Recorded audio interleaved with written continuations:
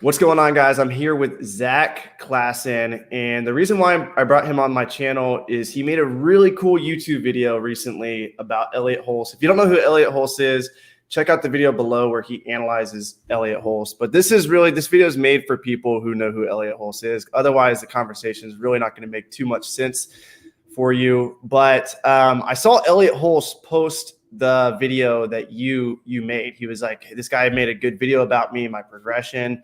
And I've noticed that Elliott Hulse has changed over the years. I've watched him since 7th grade, 8th grade. I think I had like back problems back then because I was wrestling. And for the first time ever, like I tweaked my back. So I Googled like how to fix low back pain. And then there was a video about this guy talking about breathing into your balls. And I was like, what the hell is this dude talking about? But he spoke with such conviction. I was like, he must be right. And I started doing everything he recommended. And a lot of it helped. A lot of it was like really good advice for me, like, stretching out your hips. He was talking about anterior pelvic tilt. Arguably following Elliott Hulse is what led me to want to become a physical therapist when I went to college. And he helped me a lot in my wrestling journey, just doing like power lift or just whatever you call them, compound lifts, like really strong fundamental lifts. And so I followed him throughout high school. And then I noticed in college, I tuned into him every once in a while. I noticed that his content would change.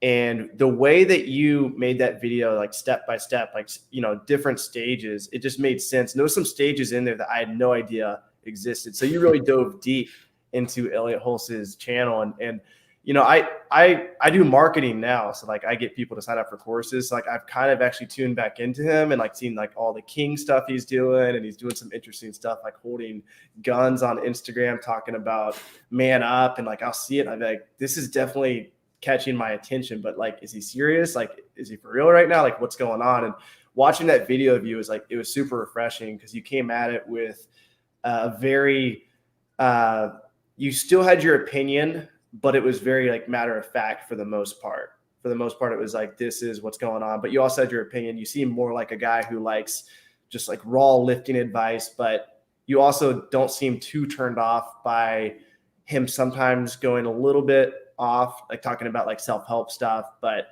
when he does a weird shit, you just called him out. So that was awesome video, man. And also Elliott Hulse commented on the YouTube video. And also I think RSD Tyler, who I also follow, commented on the video as well recently. And then if you want to talk about how Elliott Hulse called you a few days ago, that's just a crazy experience. Yeah, man. That's like when I made the video, I wasn't like, you always hope a video is going to turn out really well. Like this one I put weeks into. Yeah. And I have a really old computer and old editing software, and it was just like a grind. Like the video nearly broke my computer. Good video. Like it's really good. Thanks. So when I uploaded it, I was sharing it around as much as I could. I was trying to get all the right tags in, and it was doing pretty good. Like for my channel, 100 views in the first day is pretty good because I have a relatively small channel. And then I was just going about my day one day, and then I got a notification that Strength Camp commented, and that was like, stopped me in my tracks, and I lost focus as to whatever I was doing because he wanted me to email him. And then he emailed me his phone number, which was pretty crazy. But yeah, the video just blew up over the course of the day. Yeah. And then at what point did he offer to call you? Because I think you took one of his programs. And yeah, it was really cool seeing you talk about his program because I have paid programs that I offer, and just seeing you like kind of, you felt like misled because I don't know, a lot of people don't realize this, but like in the marketing space, like everybody copies each other. So like the whole 5 student thing, a lot of people do that. A lot of people are like, 5 students, I'm gonna work very closely with you. I see a ton of people doing it now, but you felt like you got in the program, you're like, well, this is way more than 5 people. Yeah, it was like, now that I've seen him doing it for a long time, and I've seen that marketing tactic picked up, like I get it now. Like I'm a personal trainer myself. I like to learn as much as I can about marketing, but that was I was already kind of on the fence with Elliot at that point, but like still you can put all your feelings of, opinions and beliefs, you can put that aside if you want to learn from somebody. you know, Right. and just focus on that knowledge. So I took a bit of a chance and a bit of a financial risk. I wasn't really in a place for it, but you know, Okay. it's Elliot Hulse, and you know Yeah. that he's going to come through. But just when I joined the program, it was like it was already in motion. That's the thing. Like if it was starting from the beginning, but he already joined behind, and I just got kind of overwhelmed with it, and I joined one of his classes, and it was just I got lost in it. So I wasn't really sure if I wanted to put that in the video, because the whole video was kind of, I tried to be as objective as I could and like not just like bombard people with my opinions. But then I put that in there at the end, and I've gotten some mixed responses about that. Like everyone who's in the program says it's fantastic, and they're all Gotcha. commenting like, it's a really great program, you know. But then there's a lot of other people that had the same experience as me, where they went into it and like wasn't what they expected. So So when it comes to like lifting advice, I think like that's so objective that regardless of how crazy someone's like religion is or other beliefs, like lifting advice. Sorry about that. Lifting advice is lifting advice at the end of the day. mhm. But when it comes to like life advice, I feel like I was starting to take him less seriously when he would say something like super, super crazy. And like I was on board with them, like with the whole breathe into your ball stuff. I was like, this is Totally. awesome. But then he did it was when he had the backgrounds with like the crazy like artwork, Yeah. like super spiritual stuff. That's kind of when I was like, okay, what the hell is this? Like, is this some type Yeah. of cult or something? And that made me take his life advice less seriously. Like everything he said, I was actually even on board with him when he was talking about the weird feminist stuff. Mhm. And it might have been because like I was kind of going through like a weird phase. I was like in college and I was taking feminist classes and stuff. So I was like, oh, this kind of makes sense. But you said he deleted all those videos, right? At least I couldn't find any. Not sure. Like I remember the videos, and like when I was going to sample videos, I just couldn't find anything. It was just kind of like that part of his life was out. So yeah, and it makes sense because now he's like so pro-masculine. He changed his views, but I found that odd that there was a whole section of his life that he was trying to delete. Yeah. Real quick, did you mention that to him on the phone at all? Or did that come up in the? No, I tried. The thing is, like, I had designated time with Elliot Hulse on the phone, and before I went into the phone call, I'm like, okay, how do I want to use this time? Do I want to use it by calling him out or talking about the controversial things, or trying to get into a debate with him, try and change his mind? Like, I didn't really think that would be fruitful at all. Yeah. So we just kind of talked about, I mean, he wanted to know who I was, first of all, which was, I was very nervous. Like my voice was cracking, it was shaking, because like, I don't know, it was just adrenaline, I guess. Yeah. He was asking me where I lived, what I did. Your voice is so deep. Like you have such a good narrator voice. Thanks. Yeah, it cracks all the time, regardless. But yeah, it was cool. He talked about the video with overwhelming positivity. And say what you will about Elliot, but it takes a lot of maturity to step back, you know, and the fact that he shared it to everybody is insane. You know, I think that takes a lot of maturity to allow yourself to be exposed to so much. I don't know if it's criticism. Some people say it was criticism. I don't know. Yeah. Yeah. I don't think, I think some of it could have been taken as criticism. Yeah. But a lot of it was just matter of fact. Like I interpret it as you're just speaking your mind about what you put your opinion in there, but you also, as accurately as possible, documented the changes that were happening. Sorry about my phone keeps going off. All good. But yeah, do you think that makes you take his advice more or less seriously when you see him doing some crazy shit? Yeah, I mean, I was the same as you. Like when the Buddhist background came up or whatever, like all that, like I got to a point where I'm like, okay, so when I got into Elliot Hulse, it was like great advice, love everything. I want to be Elliot Hulse. Like, aspired to be like him so much. Yeah. And then when he started going down that different road, it's like, okay, so I don't want to be Elliot Hulse anymore, which was good for my own personal growth because, I learned to become my own person. So I learned to take what he said with a grain of salt. So in a 5 to 10 minute video, he almost forced his audience to do that. And if you didn't do that, you were just like a huge fan, I guess, for lack of a better term. You're a huge fan if you just hung on to every word he said. Yeah, exactly. He has a very interesting following. It's like he has a very almost cult-like following that like stands by him no matter what, which is kind of crazy. Yeah. Yeah. I don't think I was ever like cult like following him, but like he definitely was like early, like middle school, early high school. I just remember like being nervous to speak up in class, and I would just like go in the bathroom and like put my arms over my head and do that back. Yeah. He helped me a lot. Like, he was like all I watched on YouTube. And back then it was the computer. I would come home and I would pull up the computer and I would start watching Elliott Hulse videos. My mom was like, who's that guy? And I didn't really deviate into any other strength channels. Like, cause everybody else, I guess I was interested in like the confidence aspect that he was talking about. I liked how those two things merged. Made a lot of sense. Yeah. He did like really good lifting videos, but there was also a lot of just really good advice on like mental health and stuff too. So he really was the package deal for whatever issues you had. That's how everyone found him. They stumbled onto him because they were Googling shoulder workout, or like you said, back pain. There was just any issue you could think of at the time, Elliot had pretty much covered. Yeah. And he had, and every once in a while he does like this thing where he takes a step back and he'll like put a disclaimer out there.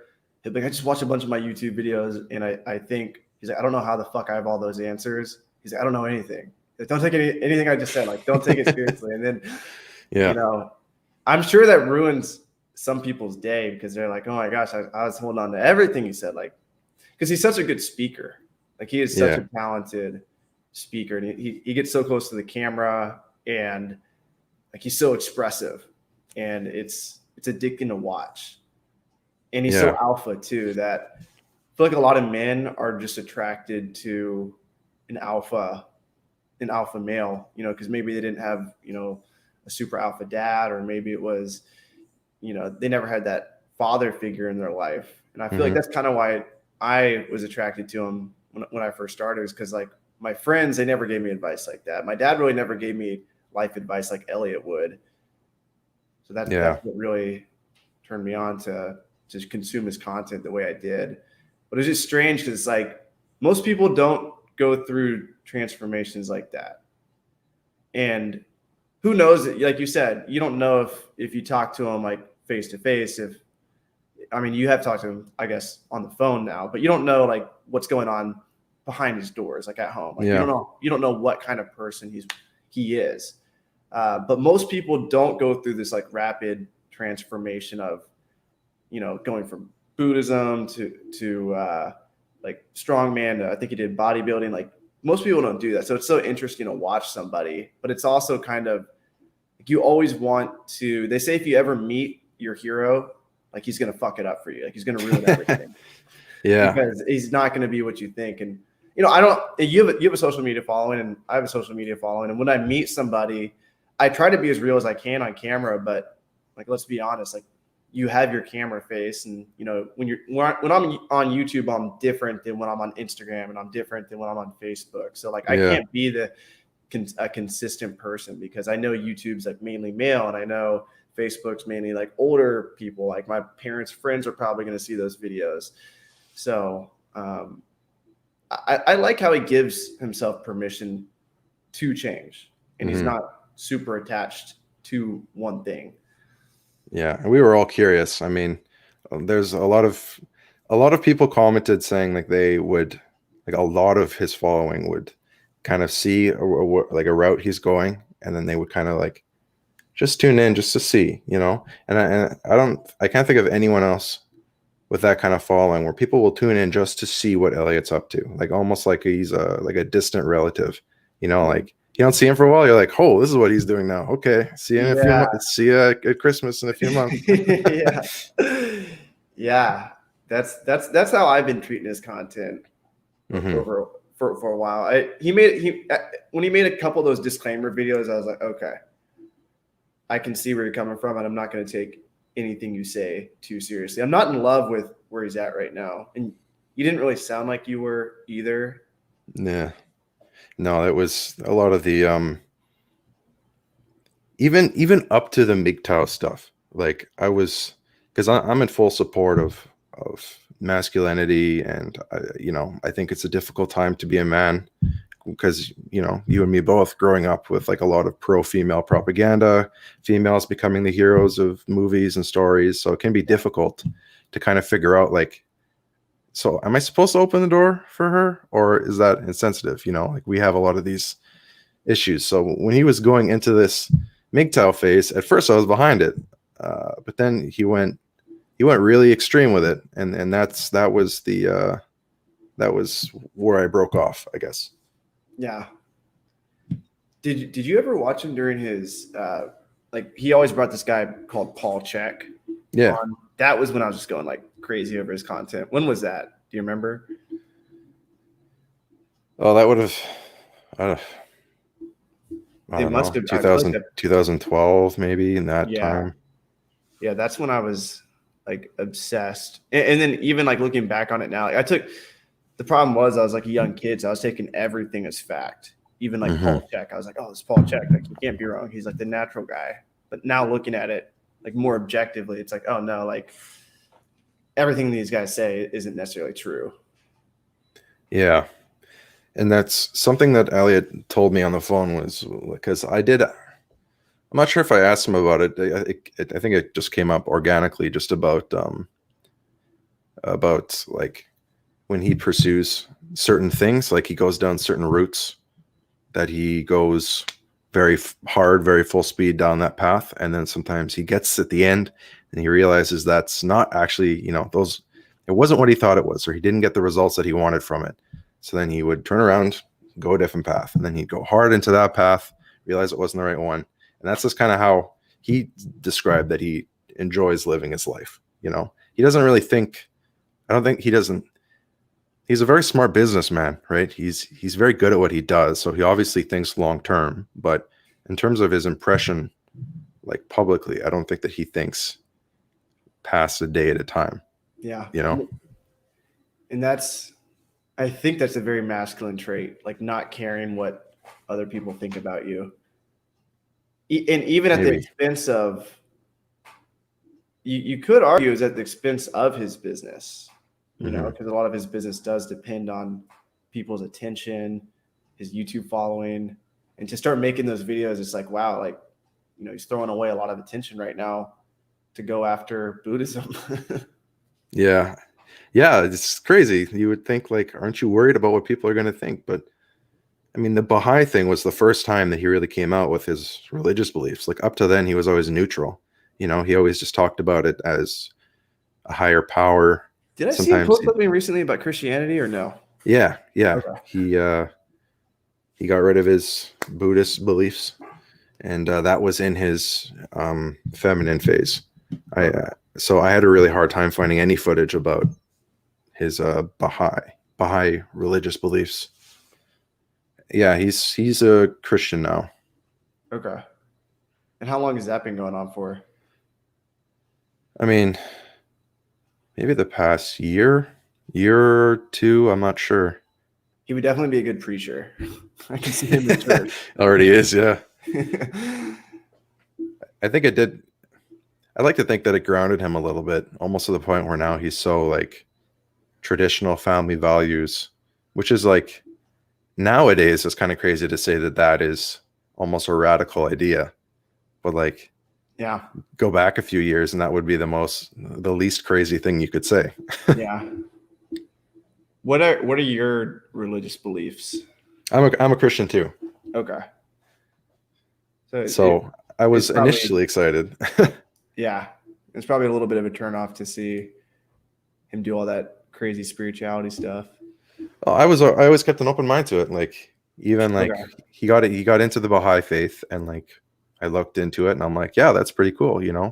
World unity. Like just because I'm a Christian, it doesn't mean that I have Yeah. all the answers about I guess what everything. turned me off was, and you kind of talked about this, was the fact that he was kind of like preaching truths rather Hmm. than saying this is what I believe in. He was saying like this is the way it is. Hmm. Like I've actually had friends do that as well who've gone Buddhist and they go from like this agnostic view of, and I think Elliot Hulse kind of introduced me to that. Like there's a higher power, but it's not like, I'm not going to call it God. It's just, I'm not going to call him him. It's just, it above, it's our creator. Yeah. And I had friends go from Christianity to Buddhism and then or like agnostic. And then they come back to me and they would tell me, I remember having conversations with them about how I didn't know, nobody knows what's going to happen when you die. Like we just don't know what's going to happen.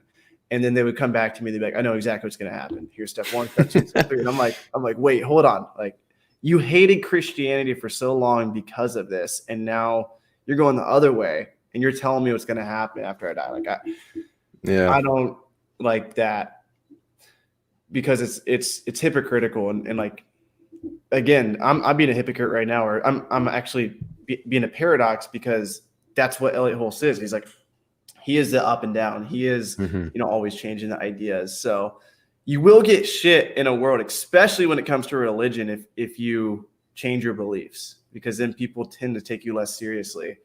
It's true. Yeah, that's what I said that at the end of the video when I was trying to wrap up. Like, I don't have an opinion on him because it's kind of impossible because he's always changing who he is. So if anyone loves him or hates him, it's a certain phase is coming to their mind, right? So it's like, okay, so I'm a Christian, he's a Christian, but I feel my beliefs and views are fundamentally different than him. He has a very old school traditional set of beliefs. But am I going to now hate him for that reason? Or like, is he going to change his mind in half a year and I will have wasted all that emotion burning for no reason, Yeah. What would you say your goals are fitness wise over like the next 10 years? And also I see you're a personal trainer. Right. Yeah. Yeah.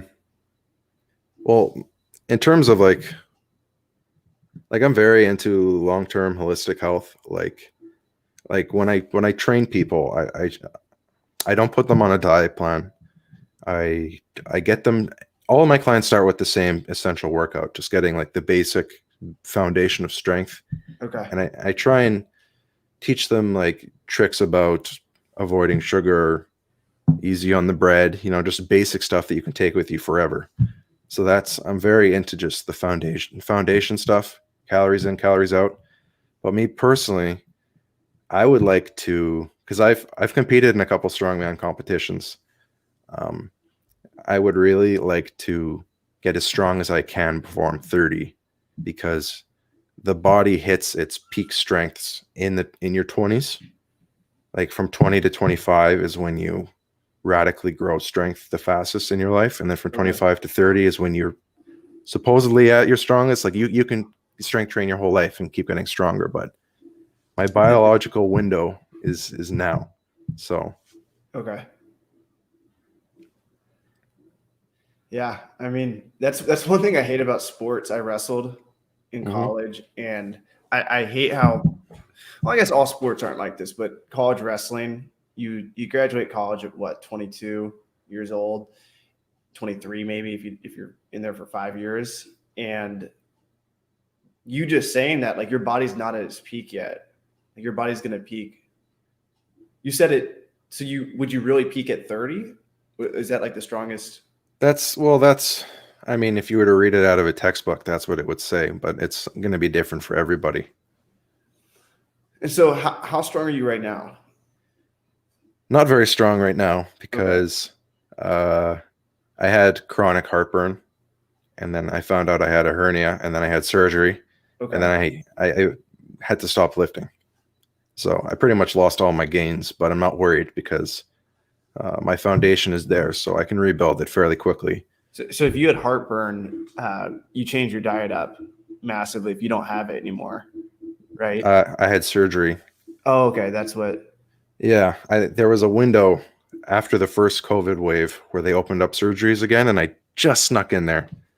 And I was very, very fortunate. But right now with COVID, like I don't have access to the weights that I used to, so I'm not really strength training. I just have a couple dumbbells, and I just do as much maintenance as I can until I can get back on the barbell.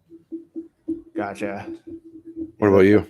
That's rough. I mean, I started wrestling when I was in 7th grade, wrestled all the way through college, and I'm like a smaller guy. So I always did the calisthenics. I did weightlifting and like all the workouts for like 10 years. I was doing compound lifting. I never did a lot of bodybuilding. I would kind of mess around with it, but I never had the ability to like really blow up big. But I could get really strong. Like I was deadlifting 300 plus, like repping it. And so I was strong, but I never really got huge. Yeah. And put so much effort in. I really wanted to get huge for a while. Like that was my goal, is just to get like really, really big. But my body, dude, I would get these protein shakes. I would fill up. I would get the big mass gainer containers that were like, it was like this big, but Yeah.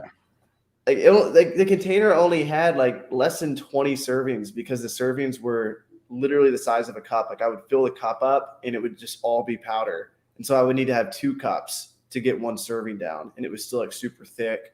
I was doing GoMad. I don't know if you know what that is. I do. Yeah, a gallon of milk a day. I was drinking a gallon of milk a day. I did like all the crazy shit. Like I would never put my body through that now. How was GoMad?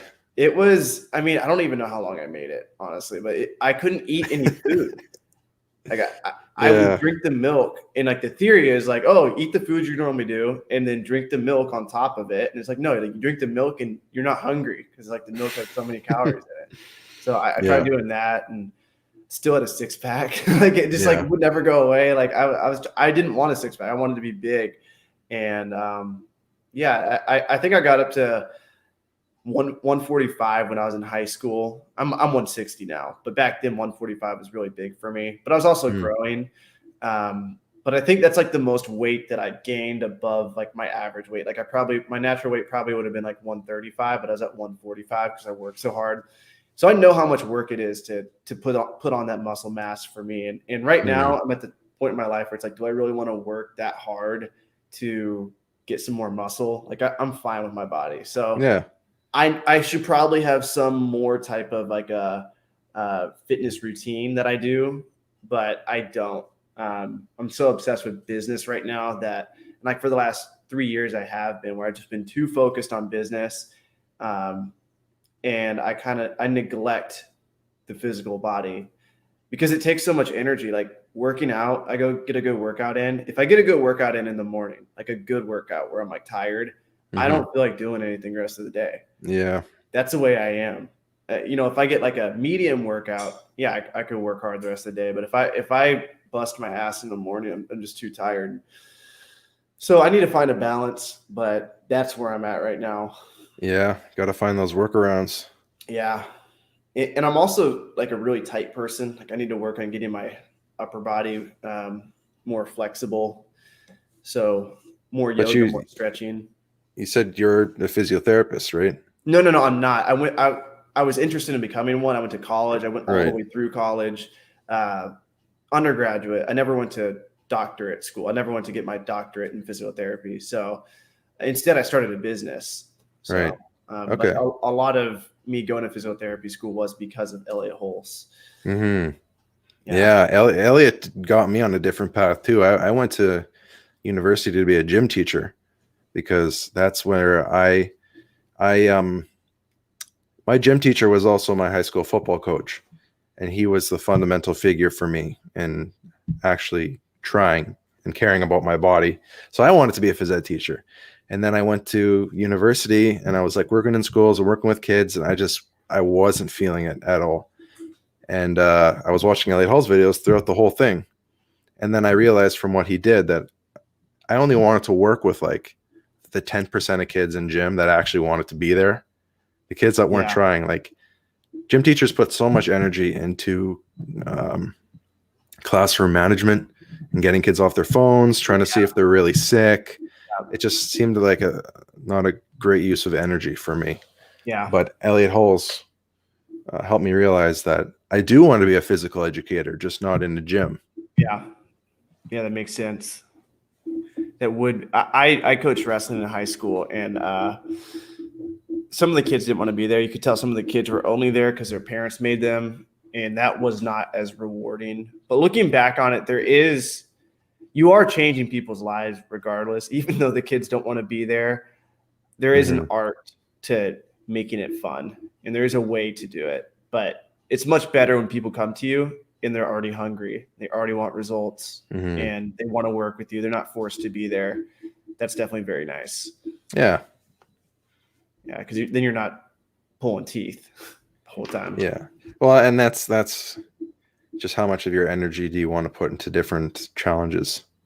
And, if it's going to be your career and you're going to do it every day, do I want to come home? I don't know. I'm just making assumptions, but I don't want to come home bitter because X and Y happened with the kids, I don't know. That was my process anyway. So I do have Elliott Hulse to thank for that. And my YouTube channel was inspired by him too. Yeah. And what's your goal with that over the next, several years or lifetime? It's a good question. I'm not sure. I never knew which direction to take my channel. I never knew, like, it's very hard to be a YouTuber these days. I mean, it's incredibly difficult. So the solution, they say, is to have a niche. And I've just really struggled with any kind of niche because health and fitness is so broad. And do I really want to double down on a certain audience? So I've just posted whatever I wanted to post. Yeah. I'm kind of hence the Elliott Hulse video. Yeah, exactly. This video right now, the only reason why I have you on is because it's so interesting to me. Like, my audience doesn't care. This guy's coming in asking about how many books can this guy deadlift? Because my channel is all about books. But I'm not going to talk about books forever. Yeah. 20 years down the road, people may never read books. Who knows? So I'm just letting my channel evolve. Whichever direction it goes, I'm just going to go with it. And I know, like, in the future, when I'm in an apartment now, but my next step is to buy a house. That's in the motion. And once I do have that, home gym, tripods, cameras, make lifting videos, stuff like that. Yeah. That's my future goal. And that's all I really want. I just want to make videos, maybe make a little money on the side. My goal has always been for YouTube to pay my gas. I think that's an achievable goal. Yeah, you'll get there because you make really good content. No, thanks. I think that's the most important part is I was watching that video, and I think at the time when I was watching it only had like a few thousand views, but I was like, this is a good video. It's a high quality video. You have a really nice voice, and you also put a lot of attention into it, which is hard to do. I know how hard that is. Most of my YouTube videos are just one takes. Yeah. Well, it's me too. Sometimes it's just the easiest, but yeah, music was definitely difficult to do, especially with copyright. It's so hard. Yeah. Yeah. I don't even mess with that. They get mad at me sometimes because the song's playing in the background. Yeah, that's smart, man. That's why sometimes it's just nice. Like if you can pull it off without all the, all the tricks, that's good. If your personality and your charisma and your message, sometimes that carries all the weight and you don't need any of the extra tricks. So as a personal trainer, you have a YouTube audience. Are you getting leads from YouTube yet? Like, not really. I've gotten a lot of weird emails. Gotcha. From people who I don't think are really interested or know what personal training is. I mostly I've worked a lot in different gyms. I worked in a lot of different gyms. Some were let me privately train through my own company. Some wanted to cut. My goal is to just have like a private gym at home and, put effort into marketing and word of mouth is huge for business, especially in personal training. If you train someone, give them results, they're free to someone else. That's the bread and butter. Yeah. Yeah, it is. Does Elliot ever talk about like does he have programs that help you become a personal trainer and like market? He did a little bit, yeah. At the time, he had I can't remember what he called it. Like he obviously had his non-jobs, but he also had a warehouse gym program. He doesn't run that anymore, but I took it at the time, and that gave me a lot of good practical advice for personal training. And then he did have for a short time, he had a podcast about personal training and starting a gym business. So, and maybe you've seen it videos where he talks about like, he had a couple of videos where he went through a junkyard and kind of reminisced. Mm. So every once in a while he does that. It's interesting if you go way back to when he was like really big and like before he tore his bicep. Yeah. Like he sounds different. Yeah. His voice sounds different. Yeah, and he made videos about getting a deeper voice too. I always wonder. I thought about asking him that. Like, did you really deepen your voice, or did you just like, like his camera was a lot farther away in early videos. Yeah. And there was no mics, so he had to like project his voice like crazy. Yeah. I'm assuming that's what it was. True. But very high compared to now. Yeah, that was right when I started getting into this content, and I'm like 7th grade, super high pitched voice, and I'm like, oh wow, you can make your voice deeper, Yeah, I don't know about that. I've never done anything. I think it's just a genetic thing. I thought you were breathing your balls since 2014. Yeah. Do you follow any of the dating guys? Dating guys, like RSD Tyler commented on your video. Do you follow any of them? Do you watch? No, I don't. Okay. The closest YouTuber I watch to that would be Charisma on Command. Okay. Makes pretty good stuff. You should look in it. Did you see the RSD comment? Did you like happen to look? I did. I've tried to read all the comments. Okay. But yeah, you should go check out his channel. He actually did a video with Elliot a few years ago. That's a whole nother interesting niche though. He just talks about getting laid, different tactics. He's gone through a lot of changes. He's kind of like Elliot in a sense, whereas like not as Elliot is, obviously. Like Elliot is just like, it's so personal. Like you said, like it's like you're tuning into like a family member. Yeah. But Tyler, he started out, he was like so young, teaching people game. And there's a book called it's by Neil Strauss. I think it's called The Game, Penetrating the Pickup Artist Community. And in that book, Neil Strauss talks about RSD Tyler, Real Social Dynamics. So it's interesting seeing him progress over the years as well, because you can see him change and go. Not a lot of YouTubers have been around long enough for that to happen. Yeah, I guess it's kind of inevitable when you put yourself out there. Yeah. You look back several years, like you're going to be a different person. But it's interesting that Elliot, he just does it and he runs with it. Like I'm thinking about it now, and a lot of people, like I know people who go on different stages of their lives. Like they put on different hats, but they're kind of like embarrassed about it in the past. Like they look back and like, oh, they delete everything on their social media. But Elliot, he kind of like, he really goes with it. He's like not ashamed that he has to change. Yeah, that's what he told me that on the phone about how that's kind of how he lives his life. He just goes wherever the moment takes him, and he doesn't really look back. So he said that he loved the video because he'd never really reflected on himself like that, so categorized in different stages. He thought it was kind of amusing, I guess, to look at it from a viewer's perspective. He's like, oh, this is how people have viewed me over the years, because he just sees it himself as himself. Yeah, something else like my gut's telling me that a lot of the not king stuff, but the men going their own way, like a lot of that content right now, like him holding the gun, I feel like that might just be resonating so well. Maybe with like paid traffic, it's cheaper leads or something. Like he's able to get like, maybe it's just worth more to him, like from a marketing perspective. That's what my gut's telling me, but could be. I don't know.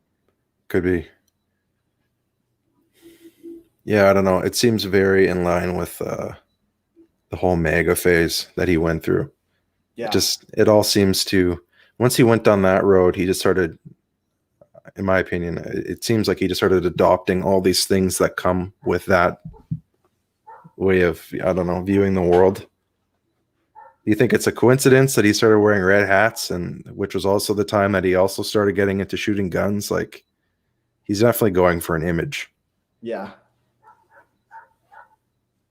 And I feel like if he wasn't black, this is just me speculating. I feel like if he wasn't black, he wouldn't go that route because he likes being like almost like a provocateur. Like he likes being a little bit different, you know, like how Kanye comes out.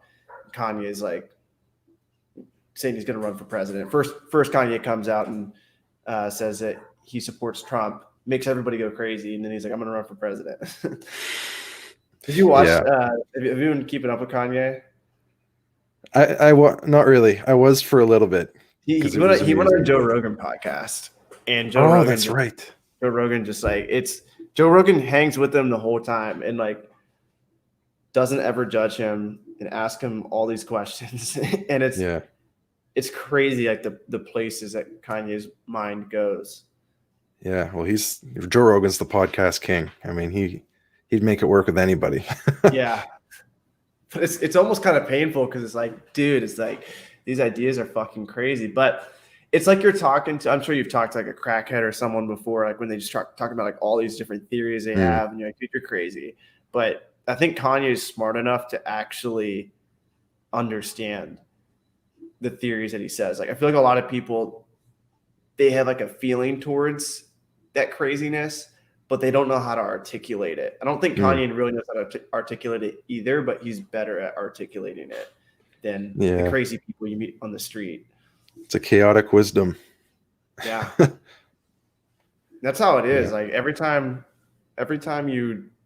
we venture into the new, there's always going to be like, everybody's always going to look at you like you're crazy, and you're not going to know exactly how to articulate yourself and put all the thoughts together, but you just know you're headed that way, or you know the idea's headed that way.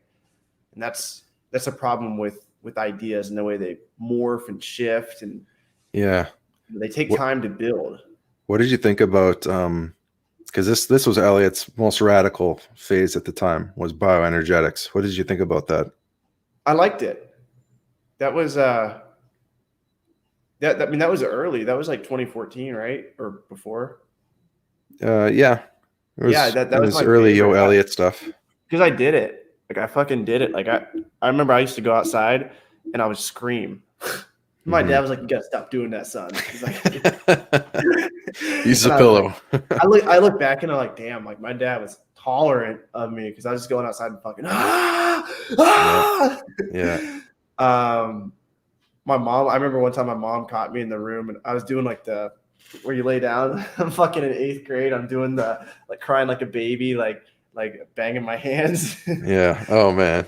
I was doing crazy shit because I was like, I'm emotionally disturbed. Like I need to fix myself, you know? And I really do feel like it helped. Like I still do the shake and vibrate today. Like, there was a lot of good stuff that came out of that. Yeah. And recently I got into Tony Robbins, like the last 5 years. I've been a big Tony Robbins fan. Yeah, he's amazing. Tony Robbins talks about changing your body first, like change your physiology, like get up, move, take action, and you just feel it. Like if you're sitting down all day and you feel depressed, like go fucking sprint 100 meters, your body's going to change. Do some of the weird shit that Elliot talks about, like the shaking. I've read a lot of the books that he recommends too. Wilhelm Reich, Peter Levine. I went absolutely crazy over all that stuff. Like that was my favorite phase of his. I know a lot of people think it's insane, but I think I think that's one of the areas where we don't really know yet. Like the science isn't there. It's not like nobody's ever really taken it to the lab, I guess, where like we look at if someone shakes like this a lot, is that going to help them? Does it prevent PTSD? Does it what does it do? You know, I don't think it's been taken to the labs yet. That's what I'm interested in.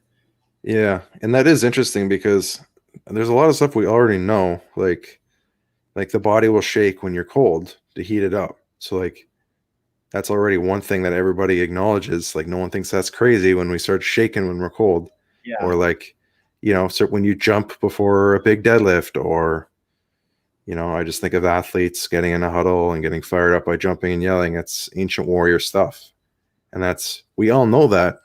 But so why is it so radical to think that you can use that for I don't know, other reasons? Yeah.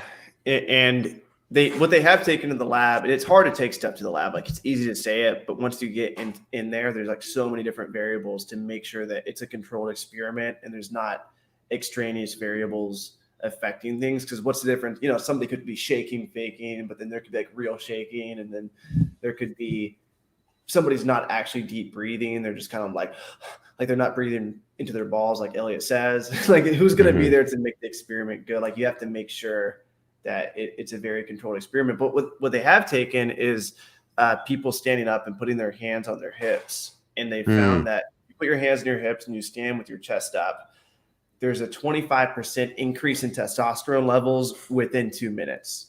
So that's cool. Tony Robbins takes that and he's like, I know that's true. So it's definitely true what I say about, because Tony Robbins makes people stand up, scream, shout, do all the same stuff, similar to Elliot. So yeah, he's like, if it's true that someone standing does that, then it's true that, you moving around going crazy does it even more. Yeah. Yeah. When I was on the phone with him, that was the one thing that I talked about with him. I didn't want to get into the controversial stuff, but I did want to hear him talk about that. And I remember him saying that it was just kind of a personal thing at first. Like he was working with somebody, like he has that one video where he has some kind of therapist pushing into his body in different ways or whatever. And it was just, it was a personal thing. And he decided to share that with the world. And he described it as a double-edged sword because it put him on the map for the good and the bad, I guess. People started calling him crazy, but at the same time, he blew up. Yeah. So it paid off, I guess. Yeah. He did take down one video back then. It was like yeah, I know the one. Yeah. It's been re-uploaded. It will always be up somewhere. People are recycling it. Yeah. That was hilarious. But that one, I actually asked him about that video specifically. And he said, I think that was a reflective moment for him too, because he talked about how when that one, looking back on it, he's like, yeah, I don't know what got into me that day. It was like I was possessed that day. Which makes sense why he deleted it later. Like, yeah, that was a little too far for the message he was delivering. It's so much fun though. I don't know how far you've taken bioenergetics. What I actively do is he helped me realize when I'm, I guess, internalizing things, when I feel like my body is holding on to stuff. So I do a lot of breathing. I try and it's kind of like a meditative, like exhaling the bad energy kind of a thing. Like if I'm having a really bad day, like I'll scream into a pillow or I'll try and get at the weights or something, but it's raised my awareness. Yeah. And have you heard of Dan Pena? Sounds familiar. He's also like another, they make videos about him. He's like an old man that just like screams at people. And he calls himself the $50 billion man. What was I to say about him? What's his name? Dan Pena. Dan Pena. He's like another big, I don't know what to call it. Like, marketer is not the word for it, but okay, yeah, I know who you're talking about. The same people that would watch RSD Tyler would watch Elliot Hulse and would also watch him. Right. Why did I bring him up? I brought him up because something about, what were we just talking about? Bioenergetics. He does nothing with bioenergetics. But he screams a lot. Damn, I forgot the reason why. I was gonna link him to something. Maybe it was that. Shit, if I remember it, I'll bring it up. But, sure. Anyway, Dan Pena he's a crazy dude. And they make a lot of videos about him just being like he'll scream at people and shout, and he'll just like, I think he does it more for the camera than like it being real. But yeah, I mean, if you recorded everything I did, like I've done some crazy bioenergetics where I've just like, I think I do it to be funny though. Like if somebody's around me, like I know they're watching me, so I just take it to the next level. Like I just start doing like I just start like making some extra noises or something. But it makes me wonder, like the most embarrassing one that I do is if I'm like mad at a video game or something, like punching the couch, like real cringy rage gamer moments. Yeah. But like if I didn't do that, that would just go inside, Right. Yeah. And it's like, where does it go? Is the muscular armoring, is that real? Is that is that a real thing? Like so many of these, like even psychology is a field where it's kind of gray area. Like we don't really have black or white, because so much of it's not proven. It's all theory. Like there's Freudian psychology, then Jungian, then Wilhelm Reich. But I remember what I was about to say about Dan Pena. He had a mentor that wrote a book a long time ago. I want to say it was early 30s, but it might have been after the 50s. But it's this book. It's called Release Your Brakes. Somebody could probably find out. Okay.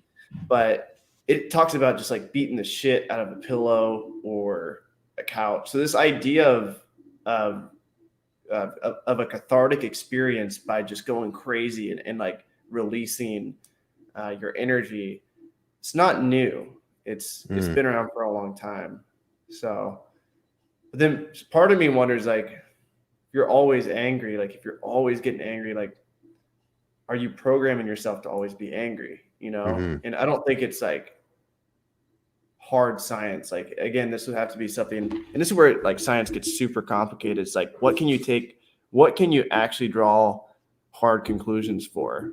Because how are you going to measure it? Like, are you going to have 100 participants in a study go through this, and are you going to follow them for the next 5 years to see what the repercussions were? Like, there's a lot that goes into this, so a lot of it's just theory. It's just like, beat the shit out of something and like you'll feel better.